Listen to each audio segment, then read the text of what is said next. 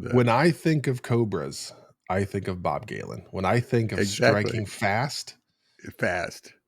that's Bob Galen. Striking the weak, striking the incapacitated, striking those that can't defend themselves. Bob Galen. Welcome to the Metacast. We are following the protocol because sometimes Bob likes to jump in and try and start the episodes. But not today, Bob. Not today. Nope. No. Leadership, metrics. It's one of those things that there's often discussed. And I feel very little actual, like, concrete evidence or anything has come out about how in the world you measure leadership. And it's one of those things that I feel like I go off on an angry tangent about. I don't know how you feel about that. I do as well. Yeah. As you were talking, Josh, you just reminded me, and you're going to laugh at this. I remember I did a blog post. Go ahead. No. No, but it was about like how to measuring leaders. I had totally blanked it out before the podcast. It's like 10 or 20 crazy metrics for measuring leaders. So I'm going to get that link to you to share with the cast. I have to go back and look at it. But it was flipping it around to say, which is what this cast is about. What do success metrics look like? What does success look like? Not just a metric for leadership. I'm going to say this, and I don't like the words that are coming out of my mouth, but it's how I feel. If you have to find a way to measure your success, I you're like where not this is going. succeeding. You I know, like like, where that man, you took that in a nice way, in a nice place. Oh my yeah, God. Tip of the hat to Josh. it's like, I'm with you. yeah, Go give me more on that.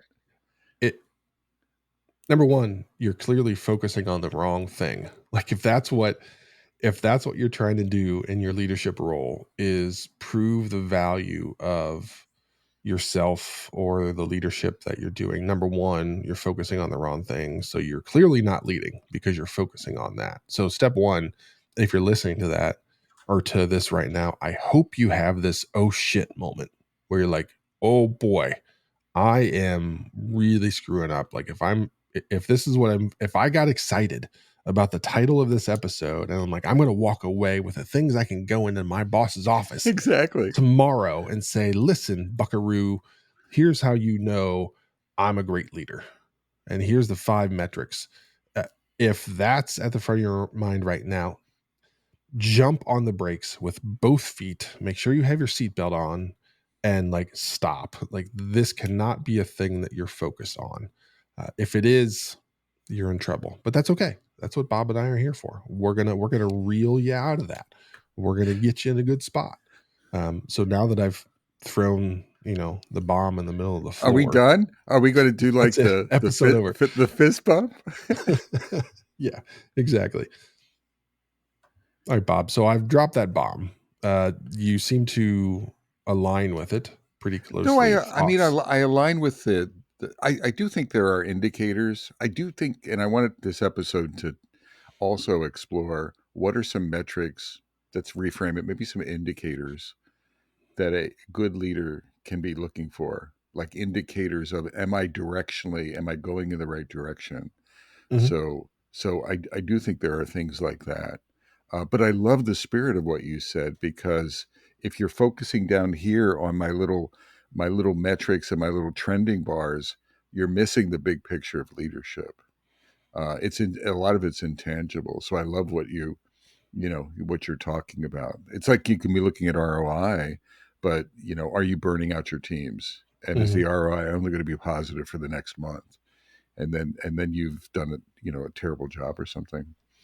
One of my metrics for leaders that reported to me, Josh, it's not a metric, but it's an indicator, or it's something I message to them, because they would ask, what they would ask me, like, what does good look like, Yeah. or Yeah. whatever, or I want to get a bonus. So what the hell, Bob, does that look like? And that very often, I think I was channeling like the one metric that matters to me was, how are you growing your team? Mm-hmm. How are you making yourself uh, not necessarily to lead? How are you weaning yourself from your team? which was, and so there would be like blank looks staring at me sometimes when I would talk.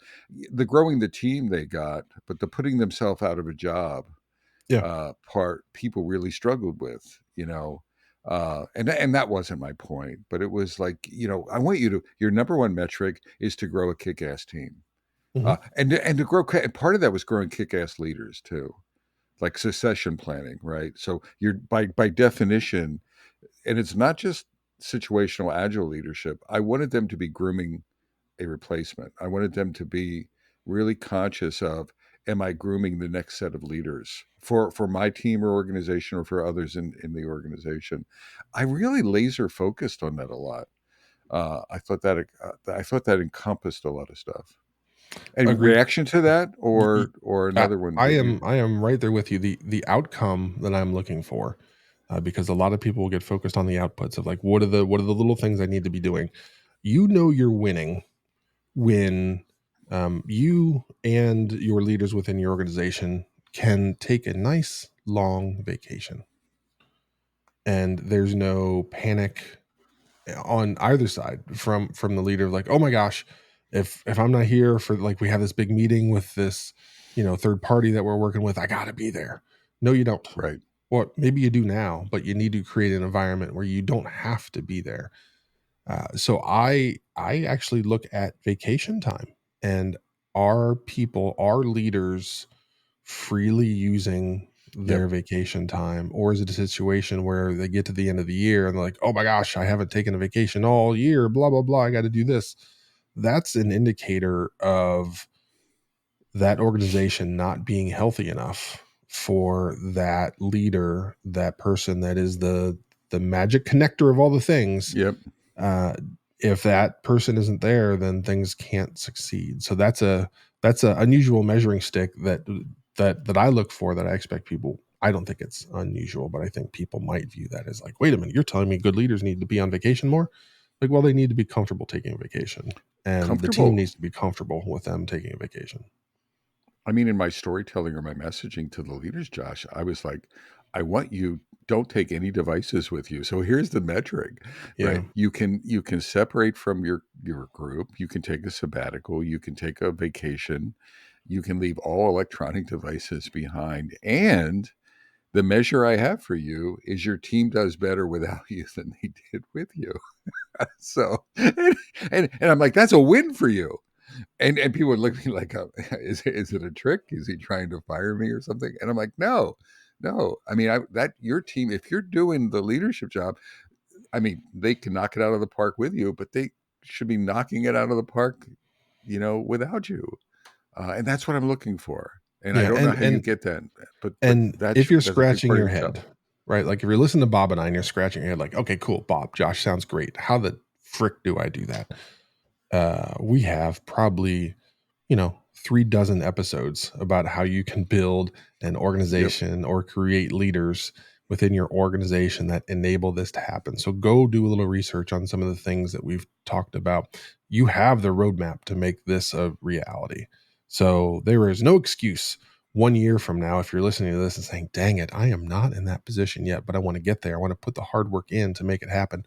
Go listen to some of the episodes that we've done in the past. We've given you the keys to the kingdom there. So just go get it. Yep. Or wait a minute, Bob. Wait a What? minute. You know how they can go get the answers right now? I, They I can wish go, there was I wish there was some kind of oracle or something that they could yeah, ask Josh, but yeah. I Walter is the answer. They can go who? to store Walter. That's right. Walter has every word we've ever said, and he has it like that.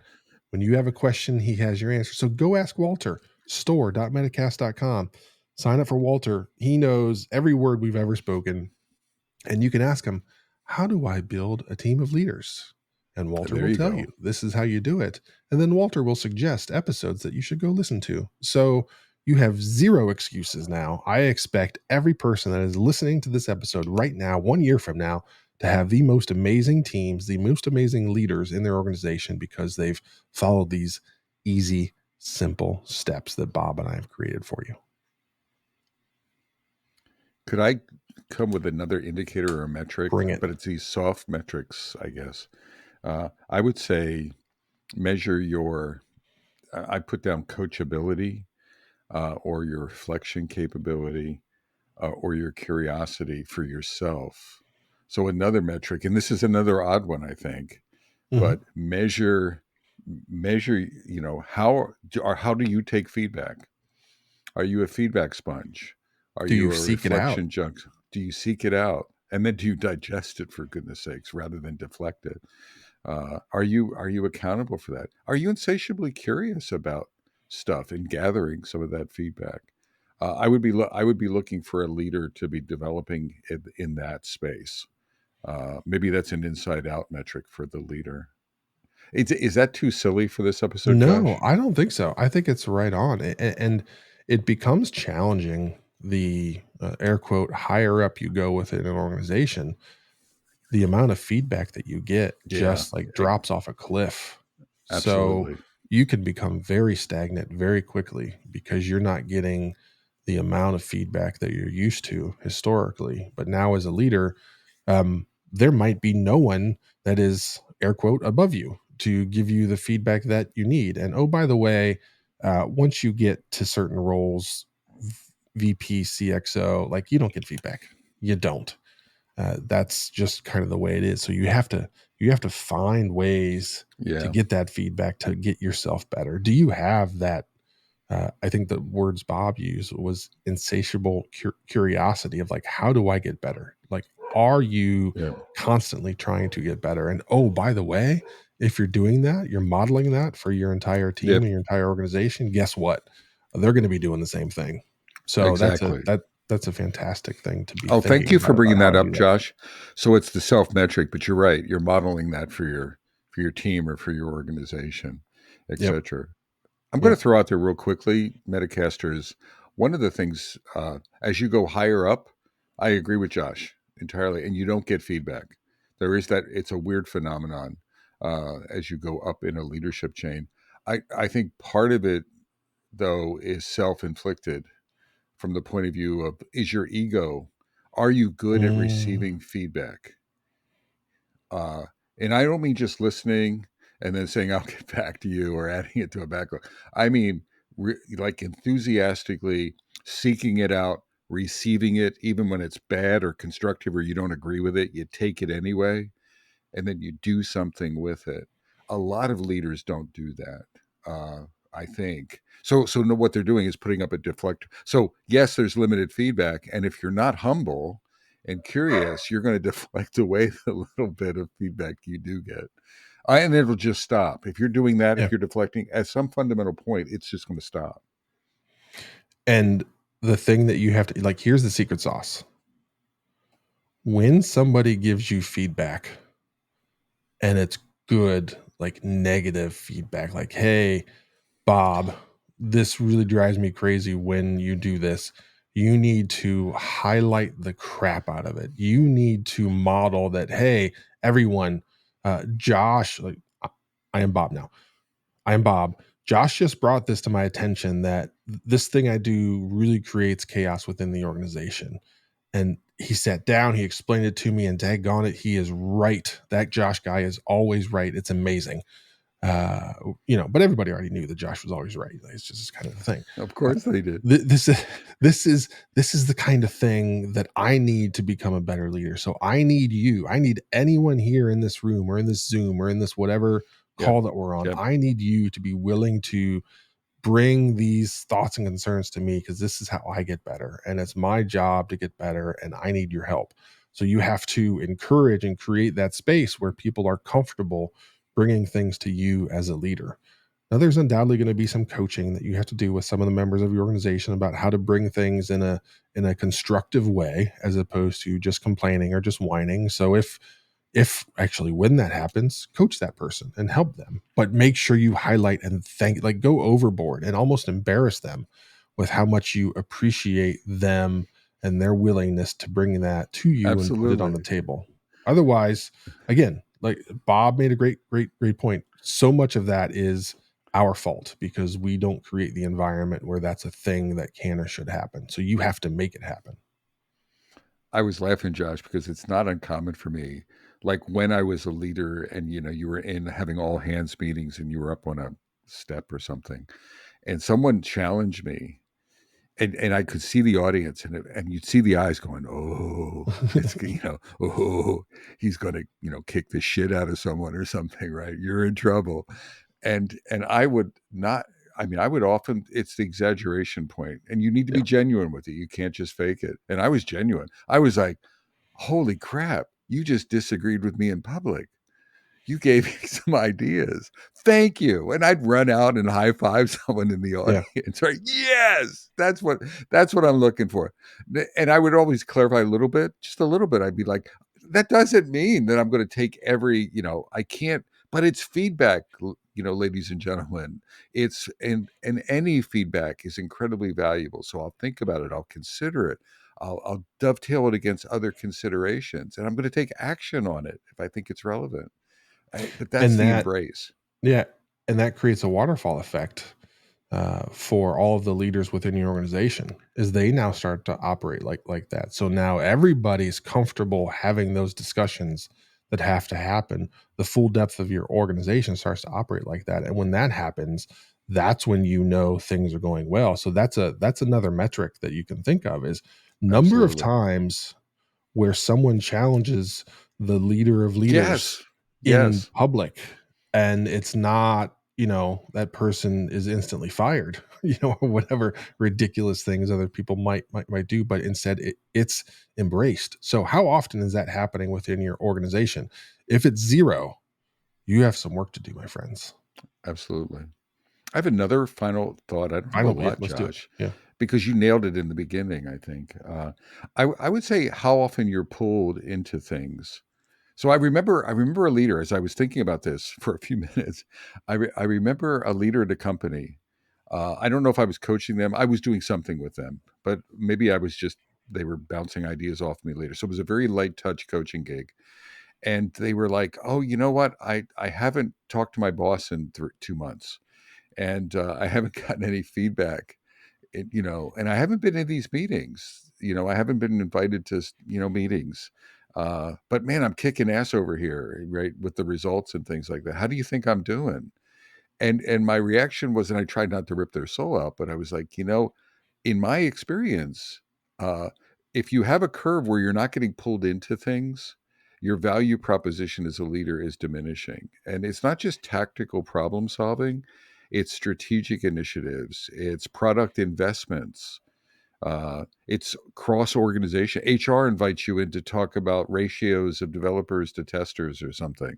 It's like, and you're like, oh, that's a pain. No, they're pulling you in.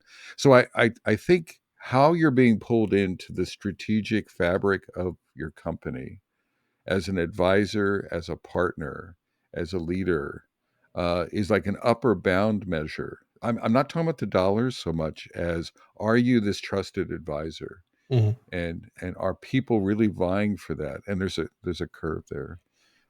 So I would measure the number of pulls, if you will. Yeah, and Josh, reactions? and you get pulled in because you've proven to be that Yeah, type of member within the organization that can be given a difficult problem that they might not have all of the, exact experience needed to solve that problem, but you've proven that you can solve the problems that are at hand, even when they're messy, even when they're scary, even when they're not in your wheelhouse. And again, if you're doing that, your teams are doing that. And when your teams are exactly. able to operate in that manner, then yeah, it's amazing. Exactly. And you've proven that, and that's, sort of you can measure sort of the ongoing metrics, but I think there's this outcome of, is the organization looking at you as a strategist, as a change agent, as a trusted advisor, as a partner? And I mean your leader, mostly, organizational leadership. And it's a continuum. You're not going to be involved in everything, Mhm. but does it feel appropriate? And then if it's not happening, let's say it starts declining, something, don't ignore that. Don't that you've done something to push. So you're doing something to invite them in and keep doing that, or you're doing something to push them out and stop doing that. Bob, I mean, we gave listeners, viewers, like 4 distinct things. Even when we started the episode saying like, hey, if you're worrying about measuring, you're worrying about the wrong stuff. But there still are good nuggets that you should be, Yep. tracking and training. So we've given folks 4. I think so. I think, and the key was the title was success metrics, not leadership metrics, not how many dials can I have. Let's measure 8,000 data points for leadership. The PMI says, or Scaled Agile says, do this. That's not the point. It's those intangible success metrics. I was coming in a little wishy washy, Josh. I feel good about it. So Metacasters from beautiful downtown Cary, North Carolina, and its sun just came out. Ooh, and beautiful And downtown Fuquay Arena, North Carolina. The sun it'll be here eventually. it'll be peeking out. It Yeah. always hits Cary first I know. because we're That's special. because that's because you pay more. Exactly. That's true. We pay for that prestige. Yes, we do. I'm Bob Galen. And I'm Josh Anderson. Shake. And bake. Take care, y'all.